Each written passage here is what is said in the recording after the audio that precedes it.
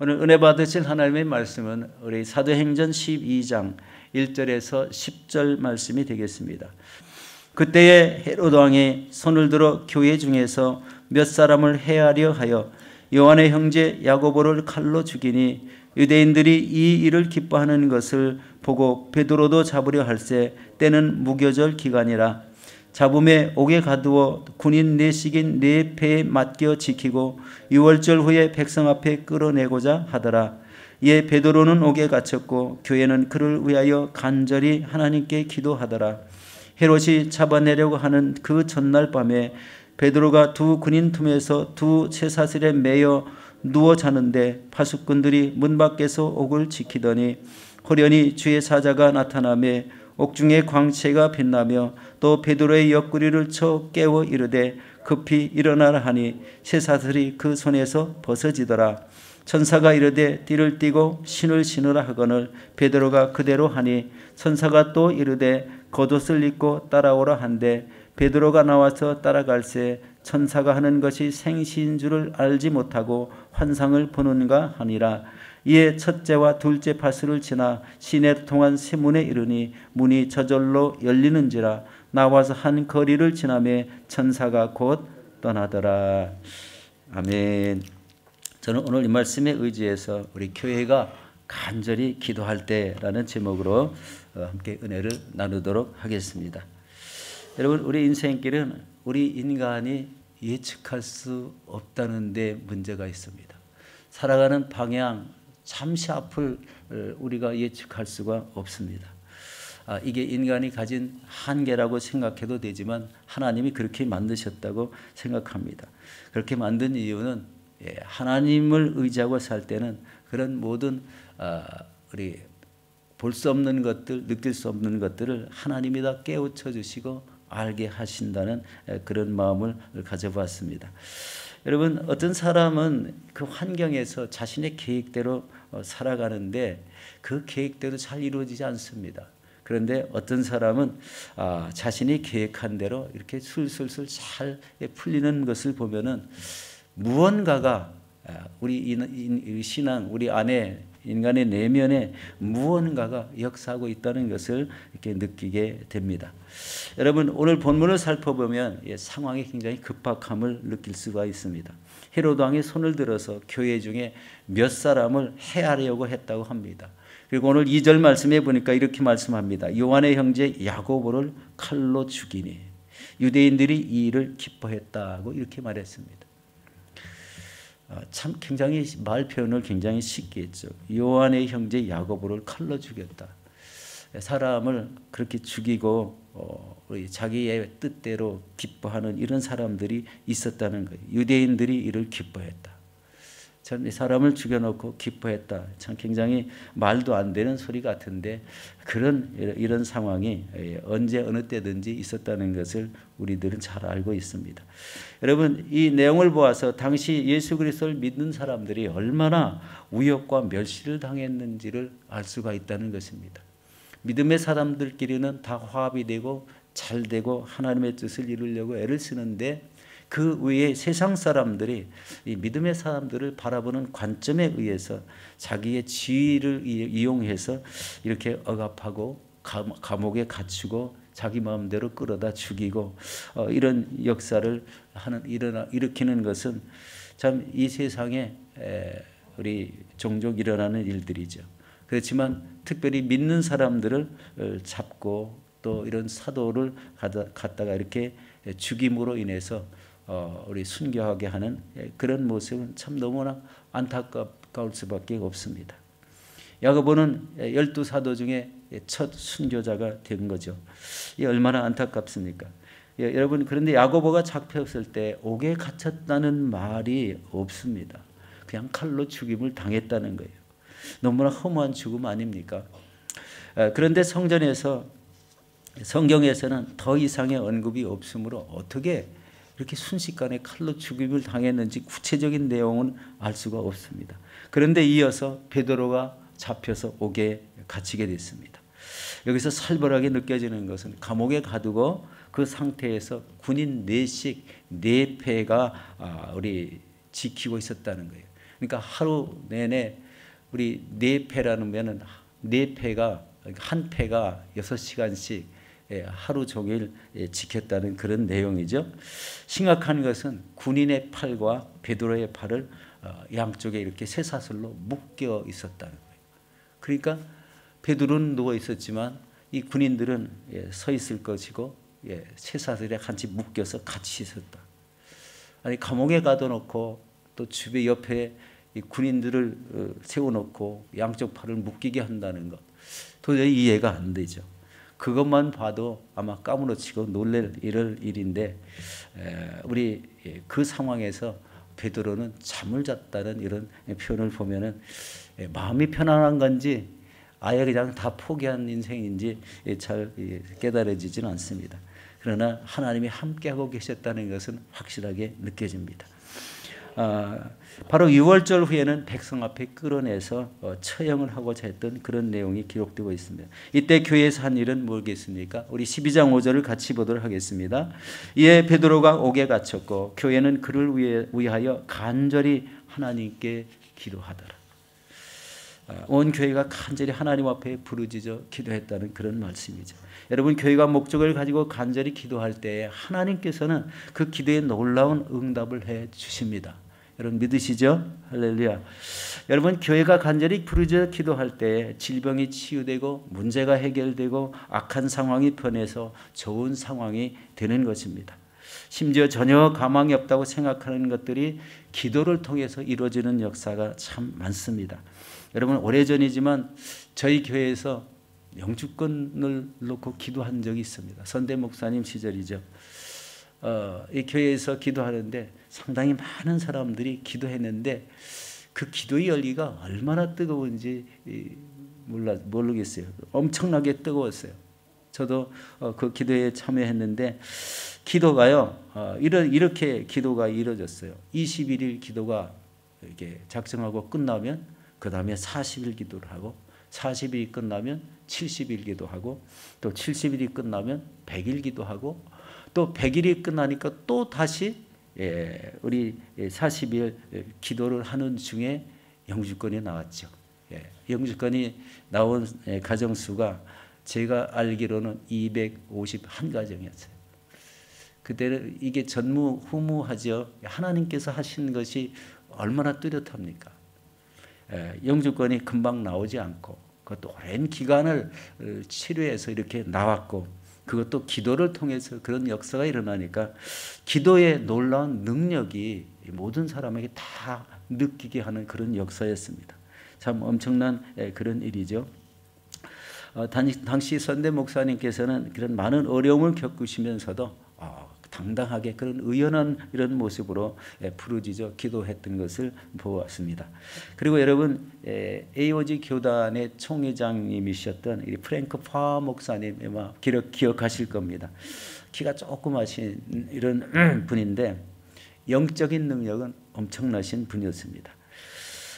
제가 처음 교회 왔을 때 2달에 한 번씩 기도원을 막 가는 거예요. 왜 가는지도 저는 잘 몰랐죠. 처음 기도 생활을 여기서 했기 때문에.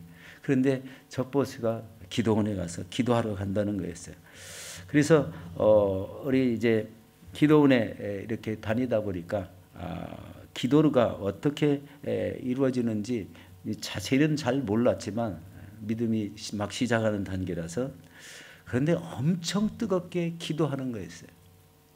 우리 금요일날 저녁에 가서 기도원에 올라가서 엄청 뜨겁게 기도하는데 그 다음날 토요일날 새벽 아침이면요 어떤 키 조그만 외국인 목사님이요 A4 용지에다가 물을 빼곡히 적어오셔가지고요 설교를 간단히 마치시고 여기에 있는 내용들을 하나하나 이야기를 하는 거예요. 그게 밤새 금요일날 저녁에 기도하신 내용을 여기에다 응답을 적어가지고요 그런 내용이 있는 사람을 일어나라고 그러면 100% 다 일어났습니다.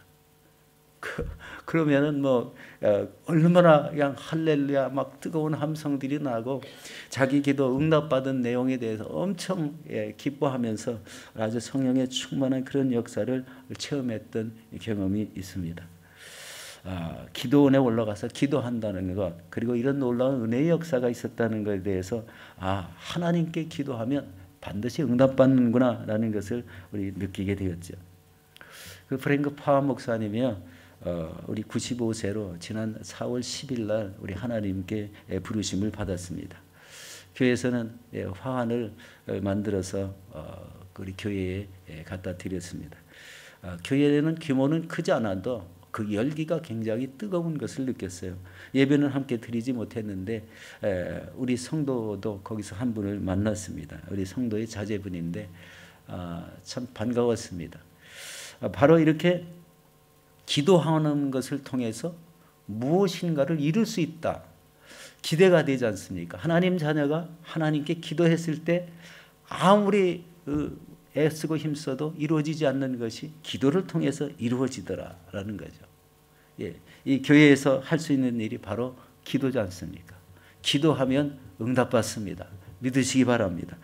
이게 기도할 때요, 기도하는 자세도 중요하지만 기도하는 내용이 또렷해야 됩니다. 하나님의 우리 뜻대로 이루어지게 해달라는 이런 기도가 더 잘 응답이 되죠. 여러분, 이 프랭크 파워 목사님이나 우리 교회 선대 목사님이나 어느 교회에서든지 교회에서는 부르짖어 기도할 수 있는 특권이 있다는 것입니다. 물론 조용히 우리 새벽에서는 조용히 기도하시지만 오늘 저녁 금요 철야는 또 열심히 뜨겁게 부르짖어 기도할 수 있는 시간이 우리에게 주어졌다는 거예요. 부르짖고 기도할 때 이런 놀라운 은혜의 역사가 일어난다는 것을 믿으시고 이렇게 날마다 부르짖는 은혜의 역사를 체험하시기를 바라겠습니다. 여러분, 합심해서 부르짖는 기도가 반드시 응답된다. 여러분, 당시 베드로의 사도 베드로는요, 그 교회 내에서 비중이 굉장히 크신 분이었어요. 사도행전 2장에 보면은요, 우리 120문도가 간절히 기도하던 중에 강력한 성령이 임하게 됐죠. 베드로는 이후에 솔로몬 행각에서 즉시 설교를 하였고, 그 이후에는 중직자들을 세우고 교회 활동을 주도적으로 이끌어 나갔던 교회 지도자였습니다. 여러분, 오늘 말씀에서 좀 이해가 되지 않는 것은 베드로는 내일이면 죽게 되는데 두려워 떨 수밖에 없는 상황에서 두 군인들 틈에서 군인의 팔에 이렇게 쇠사슬을 묶여 있는 채 잠을 자고 있다고 표현을 했습니다.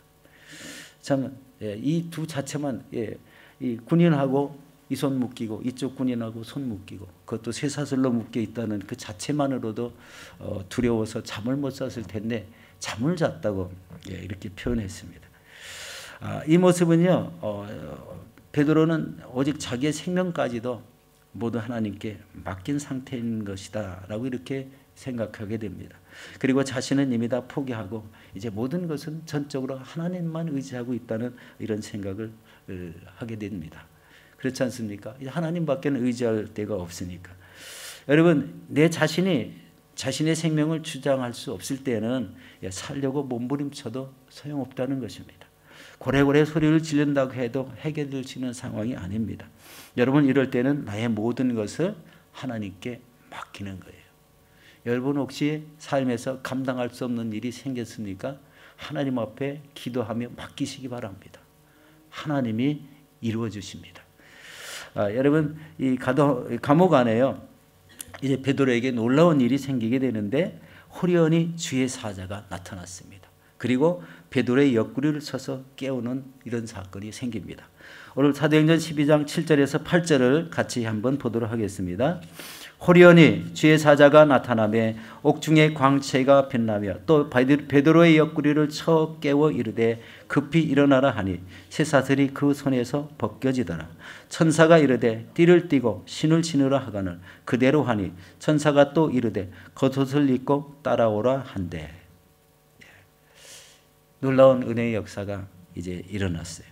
주의 사자, 우리 천사가 우리 베드로의 감옥 안에 나타나서 베드로의 묶여있는 것을 다 풀어내시고 내고 겉옷을 입고 따라오라는 놀라운 이런 말을 합니다. 천사는 어리둥절하는 이 베드로에게 급히 일어나라고 이야기하고 띠를 띠고 신을 신으라, 겉옷을 입고 따라오라, 이렇게 말씀한 대로 순종합니다. 여기서 주목할 수 있는 것은 베드로는 천사의 말에 아무 말을 하지 않고 그냥 순종만 했다는 겁니다. 이 말은 너무 놀라서 어리둥절해가지고 과연 이 이 자신 안에서 무슨 말을 해야 될지도 잘 몰랐다는 것을 알 수 있습니다. 그리고 그렇게 말하는 이 천사가 사람인지 천사인지 그때 당시에는 금방은 분별하지 못할 수 있었다는 이런 생각을 해보게 됩니다. 여러분, 이것은 베드로에게 말했던 천사가 누구인지 즉시 알지 못했다. 베드로가 천사의 인도함을 받아서 이제 감옥을 지나고 있는 상황에서도 꿈인지 생신지를 몰랐다는 거예요. 결국 베드로는 천사가 떠났을 때 정신을 차리고 이렇게 고백합니다. 사도행전 12장 11절 같이 보도록 하겠습니다. 이에 베드로가 정신이 들어 이르되 내가 이제야 참으로 주께서 그의 천사를 보내어 나를 헤롯의 손과 유대 백성의 모든 기대에서 벗어나게 하신 줄 알겠노라. 하나님은 살아계십니다. 놀라운 은혜의 역사지 않습니까? 죽을 수밖에 없는 그런 상황에서 천사가 나타나서 모든 잠긴 문은 스스로 이렇게 스스럼 없이 스스로 통과하면 되는 그런 천사의 역사를 그대로 베드로가 따라서 나갔더니 구출이 되고 우리 죽음에서 하나님이 건져주신 그런 내용입니다.